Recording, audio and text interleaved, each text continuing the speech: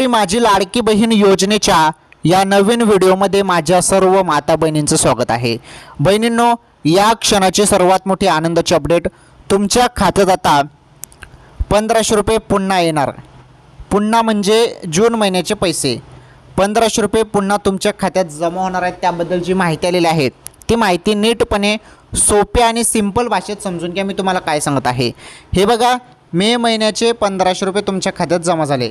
मे महिन्याचे 1500 रुपये जमा होताच आता पुन्हा जून महिन्याचा जो काही हप्ता आहे, जून महिन्याचे जे काही 1500 रुपये आहेत आता ते तुमच्या खात्यात जमा होणार आहेत।